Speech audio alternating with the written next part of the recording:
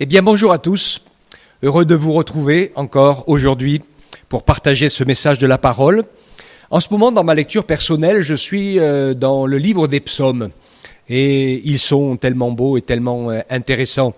Je voudrais donc profiter de cette occasion pour partager avec vous ce que j'ai reçu, compris et traduit en lisant le psaume 29. Donc nous allons le lire ensemble, et puis après je vous ferai les commentaires de ce que j'ai dans mon cœur. Et puis bien sûr, c'est normal et c'est logique, hein. Vous allez continuer vous aussi à réfléchir, et puis le Saint-Esprit va vous dire des choses, et puis d'autres choses certainement, suivant ce que nous avons besoin les uns et les autres. Donc nous faisons la lecture du psaume 29, psaume de David. Fils de Dieu, rendez à l'Éternel gloire et puissance. Rendez à l'Éternel la gloire de son nom. Prosternez-vous devant l'Éternel avec des ornements sacrés. La voix de l'Éternel retentit sur les eaux. Le Dieu de gloire fait gronder le tonnerre. L'Éternel est sur les grandes eaux. La voix de l'Éternel avec puissance. La voix de l'Éternel avec majesté. La voix de l'Éternel brise les cèdres. L'Éternel brise les cèdres du Liban. Il les fait bondir comme un veau, le Liban et le Sirion, comme un jeune buffle. La voix de l'Éternel fait jaillir des flammes de feu. La voix de l'Éternel fait trembler le désert. L'Éternel fait trembler le désert de Kadesh. La voix de l'Éternel fait enfanter les biches. Elle dépouille les forêts. Et dans son palais, tout s'écrie gloire. L'Éternel siégeait au déluge. Lors du déluge, l'Éternel siège en roi pour toujours. L'Éternel donnera la puissance à son peuple. L'Éternel bénira son peuple dans la paix. Amen. Il y a dans ce texte des points très intéressants et tellement forts pour nous. D'abord, l'autorité, la puissance et la grandeur de Dieu.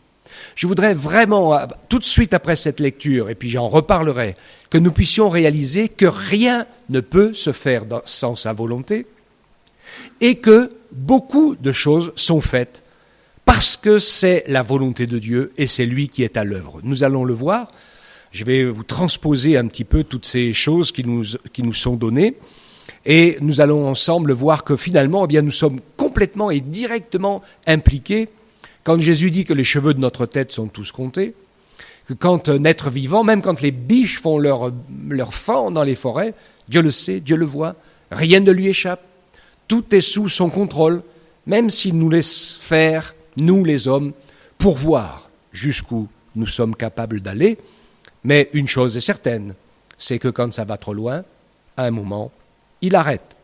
Alors, ce que David nous fait ressentir ici, en disant « Fils de Dieu, rendez à l'Éternel gloire, honneur et puissance, la gloire de son nom. » Premier élément, nous sommes donc filles et fils de Dieu. C'est une joie, c'est une paix incroyable, et puis c'est un honneur incroyable qui doit nous garder dans une humilité, parce que nous sommes loin, bien loin de le mériter. Qui mérite d'être appelé fils ou fille de Dieu? Absolument personne. Mais c'est à cause de son amour et à cause de l'œuvre de Jésus pour expier nos fautes et nos péchés que cela est possible. J'en reparlerai dans quelques minutes.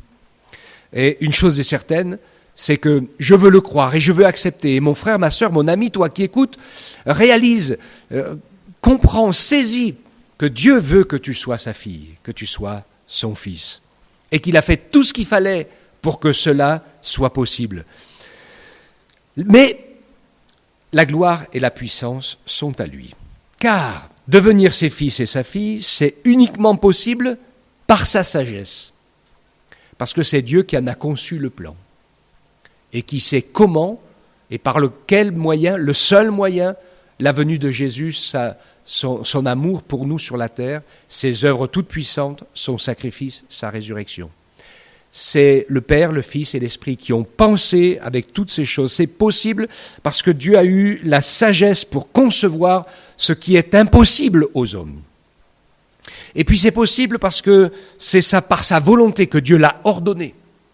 Et parce qu'il l'a ordonné, alors il nous a donné sa vie, une âme éternelle. Et c'est uniquement par sa puissance et sa puissance souveraine que cela peut s'accomplir. Aucun d'entre nous ne peut se racheter lui-même, ni se sauver lui-même. Cela doit nous donner beaucoup de joie et de foi et de bonheur, et en même temps d'humilité, sachant que tout nous vient de Dieu, que nous ne pouvons rien sans lui.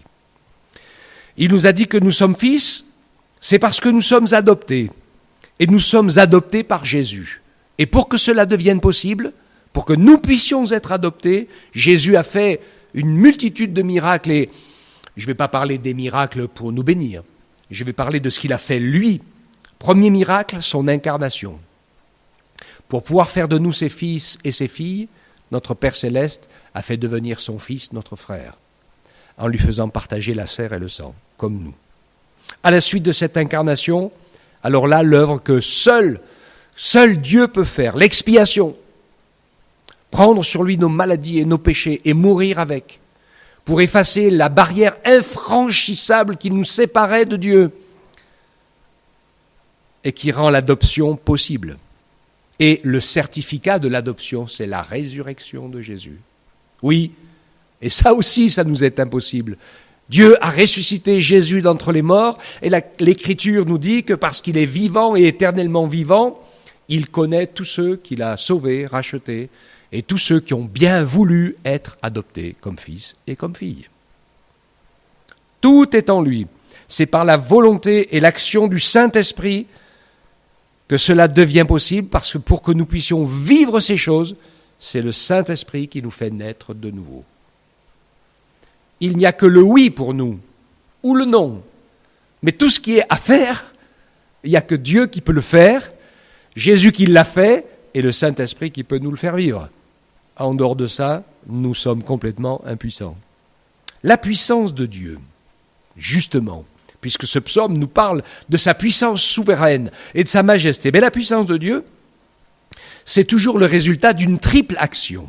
Et je voudrais vous donner une clé ici, c'est super important, parce que je connais beaucoup de gens qui parlent de la puissance de Dieu à tout va, et puis qui croient être remplis de la puissance de Dieu, et qui, parfois, j'ai l'impression, en les entendant, on se demande s'ils ne se pensent pas être devenus plus forts que Dieu. La puissance de Dieu, c'est toujours le résultat d'une triple action. Il n'y a pas de puissance de Dieu sans ces trois éléments, ils sont indispensables. Le premier, c'est une parole de Jésus. Le deuxième, c'est une action du Saint-Esprit sur cette parole. Et la troisième, c'est le oui de ma personne, de ta personne, de toi, de moi, qui dit oui à ce que Dieu veut faire en manifestant sa puissance. Pour que nous puissions vivre et être secourus et visités par la puissance de Dieu, ces éléments sont indissociables. C'est pour ça qu'il n'y a jamais d'orgueil dans la puissance de Dieu. Parce que l'orgueil, c'est toujours quelque chose qui vient dans le cœur de quelqu'un qui est seul, qui se dit « Oh, moi, je suis le plus fort. Oh, moi, je sais des choses que les autres ne savent pas. Oh, moi, je peux faire les choses que les autres ne peuvent pas faire. » Eh bien, Dieu, dans sa grande humilité, ne fait rien tout seul. Il fait toujours avec le Père, le Fils et l'Esprit, humblement, partageant chacun leur part, unissant leur amour, unissant leur action et permettant ainsi une manifestation d'amour, de puissance, de grâce et de vie qui est seulement possible parce que les trois agissent ensemble et aucun des trois ne peut en retirer gloire puisque rien n'est possible sans les trois. Ça nous ferait du bien de nous imprégner de cette leçon et de nous rappeler que sans l'ordre de Jésus, l'action du Saint-Esprit et le oui de chacune de nos personnes, et souvent même le oui de la communauté, eh bien, rien ne se fait. Et finalement, eh bien, tout dépend de lui. Rendez à l'Éternel gloire et puissance, car c'est lui qui a la gloire, et c'est lui qui a la puissance, et pas nous. Rendez à l'Éternel gloire pour son nom, et prosternez-vous devant lui. Amen. Que Dieu nous aide à vivre dans ce chemin. La puissance de la voix de l'Éternel. Alors il est parlé de la voix de l'Éternel qui fait tout un tas de choses. je l'ai transposé par rapport à ce qui se passe dans notre monde, dans nos vies et dans nos familles, parce qu'il parlait de la nature, il parlait des montagnes, des cèdres du Liban, etc. Mais il y a des comparaisons dans la Bible, on va comprendre. Et je vais vous le dire dans quelques instants. Par exemple, les cèdres du Liban nous parlent de tous les rois, les autorités, les hommes forts de ce monde qui dirigent la terre. La mer, c'est les nations. La terre, c'est Israël. Voilà, il y a plein de choses qui sont comme ça. Les déserts, c'est l'épreuve. La sortie du désert, c'est la fin de l'épreuve. Donc, vous voyez, on va parler de tout ça. Puisque Dieu est omniscient, omniprésent et omnipotent, sa puissance est aussi associée parfaitement avec son autorité sur toute chose et sur toute vie. Et d'ailleurs, le psaume 33 au verset 9 nous dit « Car il dit, et la chose arrive. Il ordonne, et elle existe. » Il y en a beaucoup des gens qui ont essayé de faire des miracles au nom de Jésus, hein, et puis il ne s'est rien passé. Hein, parce que si Dieu n'ordonne pas, et si le Saint-Esprit n'ordonne pas, il n'y a rien qui bouge. Alors, Jean, chapitre 13, verset 19. « Dès à présent, je vous le dis, avant que la chose arrive, afin que lorsqu'elle arrivera, vous croyez que je suis. » Personne n'a jamais pu dire l'avenir, ni connaître aucun des éléments de la vie cachée. Dieu seul connaît les temps et les circonstances. Et donc, c'est lui qui sait toutes choses et qui sait ce qui va arriver dans l'avenir. Pas nous ne le savons pas, mais lui, il le sait. Il l'a prophétisé d'ailleurs depuis longtemps, avec force et détail, dans plein de livres de la Bible, pas seulement dans l'Apocalypse. La voix de l'Éternel retentit sur les eaux. Le Dieu de gloire fait gronder le tonnerre. L'Éternel est sur les grandes eaux. Il a donc autorité sur les nations, les peuples et les tribus. C'est ce que la plupart du temps, il est fait allusion dans la Bible quand il parle des grandes eaux, de la mer, des océans. C'est les peuples, les nations et les tribus, et surtout les nations. Donc il a autorité. C'est sa voix, la voix de l'Éternel avec puissance, avec majesté.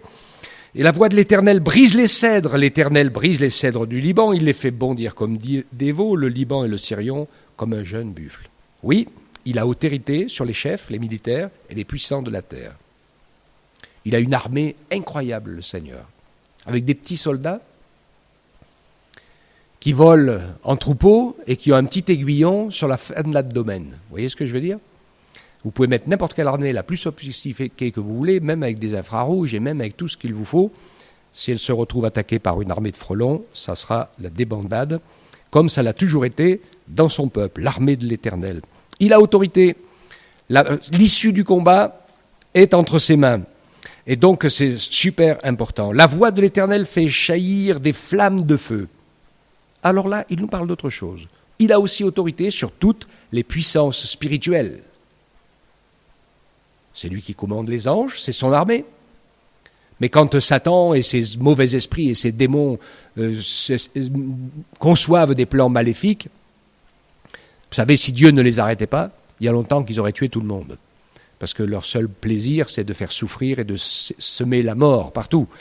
Mais rien ne peut se faire sans le plan ou l'autorisation de Dieu. Lisez les preuves de Job. Et Dieu, quand Satan a voulu attaquer Job, Dieu lui a dit « je te permets, mais tu ne touches pas à sa vie ». Et l'état de santé qu'il avait à un moment donné, humainement, il n'aurait peut-être pas dû rester vivant. Mais comme Dieu a dit qu'il resterait vivant, eh bien il reste vivant. Vous avez des gens, parfois ils sortent d'un accident, on se demande, c'est pas possible qu'ils soient vivants, mais ils sont vivants. Et puis d'autres, ils tombent de leur chaise, ils sont morts. Et vous pouvez appeler tous les SAMU, les pompiers, tout ce que vous voulez. Ils sont non réanimables. Quand Dieu a dit « stop », c'est fini. Il a autorité sur le monde spirituel. La voix de l'Éternel fait trembler le désert de Kadesh. Il a autorité sur les épreuves de la vie. C'est ça le désert. C'est les moments difficiles, les moments d'épreuve. Ils sont nécessaires. Jésus a été conduit par l'Esprit dans le désert. Parce qu'en étant conduit dans le désert, il a pris autorité sur toutes les œuvres du diable et a triomphé à jamais. Et ainsi, Jésus n'a jamais péché. Nous avons nos déserts. Et les uns et les autres, si nous voulons mettre à profit ce qui nous est arrivé, c'est dans nos déserts que nous avons le plus appris et que nous avons le plus grandi. La voix de l'Éternel fait enfanter les biches, elle dépouille les forêts, et dans son palais tout s'écrie gloire. Oui, Dieu a autorité sur tout ce qui vit, et il a l'autorité pour arrêter chaque vie quand c'est l'heure qu'il a décidé. Je l'ai un peu dit tout à l'heure. Donc ce psaume est vraiment impressionnant. Et en conclusion, c'est important, il dit l'Éternel donnera la puissance à son peuple, l'Éternel bénira son peuple dans la paix. Son peuple, c'est d'abord Israël, et ça l'est toujours, et ça l'a toujours été, c'est le peuple témoin de Dieu sur la terre. Voilà pourquoi ce peuple a toujours été persécuté de tous les côtés et que le diable a toujours essayé de les détruire, parce que ce peuple est le calendrier historique de Dieu. Et tout ce qu'il a écrit pour eux s'accomplit, et même quand à la fin de la dernière guerre on a essayé de les détruire tous, eh bien Dieu les a multipliés, et finalement le résultat des courses, c'est qu'ils se sont retrouvés avec une nation alors qu'ils n'en avaient plus. Parce que c'est ce que Dieu voulait, qu'Israël retrouve sa terre, et c'est le signe d'un temps particulier que tout le monde, que tous ceux qui connaissent la Bible et les Écritures ont bien compris, ce temps-là est signé. Et puis, son peuple, sa future épouse, son Église, tous ceux et toutes celles qui ont reçu Jésus comme son sauveur et qui sont là le peuple spirituel. C'est pas le peuple du royaume de la terre, celui-là. C'est le peuple du royaume des cieux. Ainsi, le Seigneur nous encourage et dans la bénédiction, dans la foi, dans sa volonté, Dieu nous a unis. Paul disait aux Éphésiens, chapitre 2, versets 14 à 17, c'est lui, le Seigneur Jésus, qui est notre paix. Et puis des deux, il n'en a fait qu'un. Et puis il a renversé le mur des séparations, l'inimitié entre les Juifs et les païens. Il a anéanti par sa chair la loi, les ordonnances dans ses prescriptions. Il a voulu créer avec les deux un seul homme nouveau en établissant la paix. Et l'homme nouveau, c'est celui qui naît de nouveau par le Saint-Esprit et qui est réconcilié avec Dieu et qui, plus que son peuple, plus que sa race, plus que sa nation, devient son fils, sa fille, sa future épouse.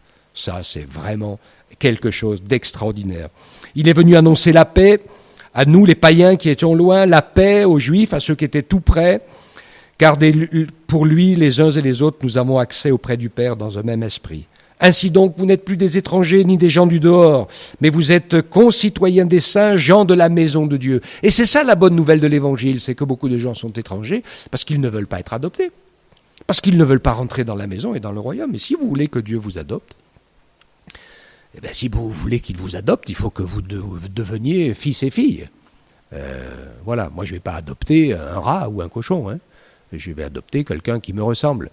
Et donc Dieu, il adopte des gens qui vont dire, oui, Père, je veux que tu me fasses ressembler à ton fils ou à ta fille. Ok, alors si on est d'accord pour ressembler à son fils, à sa fille, bien sûr qu'il va pouvoir nous adopter. Ainsi, plus des étrangers ni des gens du dehors, et il nous a édifiés sur le fondement des apôtres et des prophètes, Jésus-Christ lui-même étant la pierre angulaire. Amen. Quel plan extraordinaire le Seigneur a pour nous. Alors, je vous invite, peut-être, relisez ce psaume 29, mais vous pouvez vous l'approprier, et on peut le voir en action, mais rappelons-nous ce qu'il nous rappelle. C'est à l'Éternel qu'il faut rendre gloire. C'est lui qui est le maître de toute façon. C'est lui qui tient l'horloge. C'est lui qui aura le dernier mot. Et je vous conseille vivement de vous approcher de lui et de le recevoir. Il est le maître des cieux, de la terre, de l'éternité, du temps, de nos vies, de nos cœurs. Tout lui appartient, il a tout créé. Et c'est mieux de devenir ses fils et ses filles. Parce que sinon, il n'y a aucun avenir, c'est la perdition. Que Dieu nous fasse la grâce d'être sensibles, puisque Jésus a tout accompli pour que ça devienne possible, et que nous puissions le vivre, et que nous puissions le recevoir, que nous puissions être remplis du Saint-Esprit, que nous puissions commencer à nager dans les réalités du royaume de Dieu. Et ça, c'est formidable. C'est ce que le Seigneur Jésus n'attend que cela pour le faire dans vos vies. Soyez bénis, mes frères et sœurs, mes chers amis, et que le Seigneur vous encourage sur ce chemin, que ne le lâchez pas, persévérez jusqu'au bout, pour que le Seigneur puisse accomplir ce qu'il a commencé dans votre cœur. Que Dieu vous bénisse tous. Père, on te rend grâce, ta parole est extraordinaire, tu fais des choses incroyables et tu nous donnes des leçons d'humilité et de grâce et de bonté, de miséricorde. Qui sommes-nous parfois? On se prend pour je sais pas quoi, alors qu'on n'est même pas capable de rallonger notre vie d'1 centimètre. Donne-nous la grâce de vivre humblement et avec foi, nous mettre au bénéfice de tout ce que tu as préparé pour chacun d'entre nous. Merci de ces moments, merci de ta parole, merci de tout ce que tu veux encore nous faire apprendre de toi et sur nous-mêmes pour nous faire grandir et te ressembler. Que ton nom soit béni. Au nom de Jésus, nous te prions, Père. Amen. Que le Seigneur vous bénisse tous.